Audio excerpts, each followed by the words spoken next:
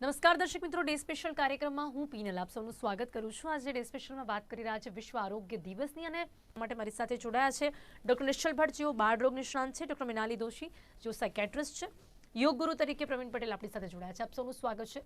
Welcome to day special. નમસ્કાર। સૌથી પહેલા જ્યારે આપણે આજે વાત કરી રહ્યા છે વિશ્વ આરોગ્ય દિવસની, ત્યારે આજના સમયમાં લોકોનું આરોગ્ય કેવું છે વિષય પર વાત કરીશું। પરંતુ ડોક્ટર મિનોલી, સૌથી પહેલા આપનું શું માનવું છે આજના સમયમાં આજના યુવાનો આપની મતે આરોગ્યને લઈને કેટલા સજાગ જોવા મળે છે? ઇન ટર્મ્સ ઓફ મેન્ટલી એ લોકોને મગજ પર એની કેટલી અસર જોવા મળે છે કે જો સ્પેશિયલી આફ્ટર કોરોના લોકો બહુ જ એલર્ટ છે? આપને લાગે છે કે માનસિક રીતે પણ એ લોકો એ વિચારતા હોય છે કે એમનું આરોગ્ય સ્વસ્થ હોવું જોઈએ, એ જરૂરી છે? યસ, નમસ્તે। હું doctor Minoli. Wish you all a happy world health day first of all. જી વાત કરીએ અગર આપણે મેન્ટલ હેલ્થની, તો તમે જેમ પૂછ્યું એમ કે અત્યારના યંગસ્ટર્સનું આના પર કેવું છે પર્સપેક્ટિવ। સો જે જોવા મળે છે કોવિડ પછી ખાસો એવો ચેન્જ આવ્યો છે કે people have become much more aware. એ લોકો ઘણું જાગૃત થઈ ગયા છે કે જીવનમાં આટલું ટેન્શન લઈને ક્યાં જવું છે, આટલું સ્ટ્રેસ લઈને ક્યાં જવું છે। બટ ઓફકોર્સ જસ્ટ બીકોઝ કે લાઇફસ્ટાઇલ એવી ચેન્જ થઈ રહી છે, લોકોનું વર્ક જે સેટઅપ છે એમાં બહુ જ વધારે ડિમાન્ડ છે। એ લોકો પાસે એટલો ટાઈમ નથી કે એ લોકો શાંતિથી ટાઈમ લઈ શકે પોતાના માટે। પ્લસ બહુ જ બધા મેટર્સ જેમ કે આ વધતી કોમ્પિટિશન છે કે રિલેશનશિપ ઇશ્યુઝ છે, ફેમિલી સ્ટ્રેસ છે, એ બધા જ ફેક્ટર્સને ભેગા થતા આજકાલ સ્ટ્રેસ વધી ગયું છે। હમ અને એના માટે યંગસ્ટર્સમાં એવું જોવા મળ્યું છે કે they are becoming very aware. એ લોકો જાય છે થેરેપીમાં, એ લોકોને અગર ડિપ્રેશન ફીલ થાય, એન્ઝાઇટી ફીલ થાય, એવા કોઈ બોલતા પણ થયા છે લક્ષણો લાગે, અબાઉટ ધેટ, અને યસ, એ કેસમાં આગળ વધતા થયા છે, ટ્રીટમેન્ટ પણ કરાવતા થયા છે। એક્ઝેક્ટલી, યસ, એ લોકો શરમાતા નથી, એ લોકો હેઝિટેટ નથી થતા કે ના આવું ના જવાય, કેવું લાગશે, હું ગાંડો લાગીશ, હું સાયકેટ્રિક તો નથી, રાઈટ। સો એ બધું થોડું ઓછું થયું છે, જે સ્ટિગ્મા આપણે કહીએ એ ઘણો ઓછો થયો છે।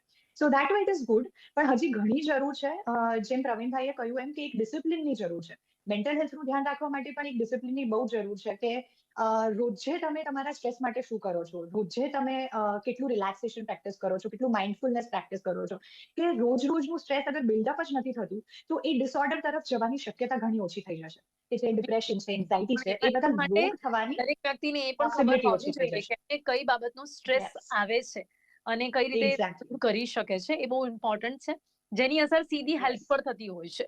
It's about mental definitely, health, પણ મેન્ટલ હેલ્થની સીધી અસર ક્યાંક ને ક્યાંક આપણી ફિઝિકલ હેલ્થ પર થતી હોય છે। એના વિશે વાત કરીશું ભાઈ, પરંતુ હવે વાત કરીએ મિનોલીજી, આપણે પ્રેગ્નન્સીની વાત કરી, કારણ કે આપણે વધુ ફોકસ એટલા માટે કરી રહ્યા છે કારણ કે આ વખતની થીમ એ છે કે માતા અને એમની સાથે નવજાત શિશુના સ્વાસ્થ્ય અને સલામતી પર ધ્યાન કેવી રીતે કેન્દ્રિત કરી શકાય છે। મને એ સવાલ પણ થાય છે કે જ્યારે કોઈ પણ માતા પ્રેગ્નેન્ટ હોય ને એ સમયે એની મેન્ટલ હેલ્થ એકદમ સ્ટ્રોંગ રહે કેટલી જરૂરી છે? આજના સમયમાં જ્યારે આજની મોડર્ન લેડીઝ જ્યારે પ્રેગ્નન્સીની વાત આવે ત્યારે બહુ ગભરાઈ જાય છે, કોઈને પોતાનું કરિયર નથી છોડવું, એ પણ બહુ ઇમ્પોર્ટન્ટ છે ને, એ પછી પ્રેશરાઇઝ થઈને પ્રેગ્નન્સી ધારણ કરવી એ પણ ક્યાંક ને ક્યાંક મેન્ટલ હેલ્થને કેટલી અફેક્ટ કરે છે। And during pregnancy mental health healthy રહે એ એની માટે પણ આવનારા બાળક માટે કેટલું જરૂરી છે? રાઈટ। ના, એબ્સોલ્યુટલી, પ્રેગ્નન્સી વખતે mental health is very very important. જેમ નિશ્ચલભાઈએ કહ્યું એમ કે 70 to 80% સાયકોલોજીકલ આસ્પેક્ટ જ આમાં ઇમ્પોર્ટન્ટ છે। હમ અને પ્રેગ્નન્સી વખતે માતા ખાલી પ્રેગ્નન્ટ નથી થતી, રાઈટ? એનું હોર્મોનલ ચેન્જીસ છે, એનું ફિઝિકલ બોડીમાં ચેન્જીસ છે, એનું ફેમિલી ચેન્જ થવાનું છે, લાઈક એક રિસ્પોન્સિબિલિટી વધવાની છે, એના માટે એક આખો નવો ફેઝ આવવાનો છે। And that is a huge load, બહુ વધારે પડતો લોડ હોય છે સાયકોલોજીકલી, કે શું થશે, હું કરી શકીશ કે નહીં, કેવી રીતે થશે, બાળકને કઈ થઈ ગયું તો, મને કઈ થઈ ગયું તો, ડિલિવરી ના થઈ તો, એવા ઘણા પ્રકારના વિચારો આવતા હોય છે, જેને આપણે એન્ઝાઇટી કહીએ છીએ। જે એન્ઝાઇટી પ્રેગ્નન્સી વખતે પણ અને પ્રેગ્નન્સી પછી પણ ઘણા લોકોમાં જોવા મળે છે। 7માંથી 1 ન્યૂ મધરમાં પોસ્ટપાર્ટમ એન્ઝાઇટી જોવામાં આવે છે, as well as postpartum blues જે કહેવાય છે, કે ડિલિવરી પછી 10 થી 15 દિવસ સુધી એવા સિમ્ટમ્સ આવે કે જેમ કે મૂડ સ્વિંગ્સ, અચાનકથી રડવું આવી જાય, અને માને એવું થાય કે મારું તો નવું બાળક આવ્યું છે, મારા માટે તો ખુશીની વાત છે, મને રડવું કેમ આવે છે?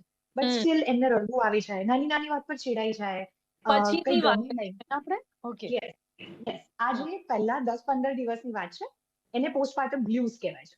રાઈટ. સો આવી આવી ટાઈપની સાયકોલોજીકલ ઇશ્યુઝ જે કહેવાય છે પ્રેગ્નન્સી દરમિયાન બહુ જોવા મળે છે કે એક છે એન્ઝાઇટી અને બીજું છે આ પોસ્ટપાર્ટમ બ્લીડ્સ. પછી જેમ વાત કરીએ એમ પોસ્ટપાર્ટમ સાયકોસિસ થાય છે કે જેમાં માણસ જેમાં જે નવી માં છે એ ગભરાઈ જાય છે, એને બાળક પ્રત્યે લાગણી નથી અનુભવાતી, એને એવું થાય છે કે મારે બાળકનું ધ્યાન નથી રાખવું, એને પોતાના પર ગુસ્સો આવે છે, એને બીજા પર ગુસ્સો આવે છે. રાઈટ. આવા બધા જે સિમ્ટમ્સ છે એ બધું ઘણી ઘણી બધી મામાં જોવા મળે છે, જે પણ ન્યૂબોર્ન મધર્સ છે. અને એમાં એવું નથી કે જૂની મધર્સ છે, મોડર્ન મધર્સ છે, everyone faces this. Right. 1 out of every 8 to 10 mothers આ સિમ્ટમ્સ જોવા મળે છે. સો ઇટ્સ વેરી ઇમ્પોર્ટન્ટ કે ડ્યુરિંગ પ્રેગ્નન્સી એમને સાયકોલોજીકલ સપોર્ટ મળે from the husband as well as from the family, reassurance મળે, કેમ કે બીજા બધા માટે ખાલી એક નવું બાળક આવવાનું છે, પણ મા માટે ઘણા બધા ચેન્જીસ છે. અને ફિઝિકલી જોઈએ, ઘણી જવાબદારીઓ સાયકોલોજીકલી. આવવાની છે, એટલા માટે પણ ક્યાંક ને ક્યાંક આવી ફિલિંગ્સ એ લોકોમાં ડેવલપ થતી હોય છે, પણ એને દૂર કરવી પણ બહુ જ જરૂરી છે, જેથી કરીને આવનારા દિવસોમાં એમની પણ મેન્ટલ હેલ્થ અને બાળકની પણ મેન્ટલ હેલ્થ હેલ્ધી રહી છે. માનવું છે માનસિક સ્વસ્થતા કેટલી જરૂરી છે શારીરિક સ્વસ્થતા માટે? માનસિક સ્વસ્થતા ડેફિનેટલી 100% જરૂરી છે ફિઝિકલ હેલ્થ માટે. અને જેમ પ્રવીણભાઈ કીધું એવી રીતે ફરીવાર કે જેમ આપણે મોબાઈલ ચાર્જ કરવો નથી ભૂલતા ને, એવી રીતે પોતે આપણે પોતાને પણ રોજે ચાર્જ કરવું જોઈએ, mentally as well as physically. જી જી તો જ જી આપણી હેલ્થ સારી રહેશે. જી જી જેટલી પણ વાત કરીએ ક્યાંક આપણને ઓછી જ પડે, છતાં પણ આપણે લોકોને સમજાવવાનો પ્રયાસ કર્યો છે કે આજના સમયમાં પોતાના આરોગ્યને તે લોકો કઈ રીતે સ્વસ્થ રાખી શકે છે. તમે અહીંયા સમાપ્ત થાય છે. નિશ્ચલજી, મેલોડીજી, પ્રવીણજી, આપ સૌ મારી સાથે ચર્ચામાં જોડાયા. ખૂબ ખૂબ આભાર.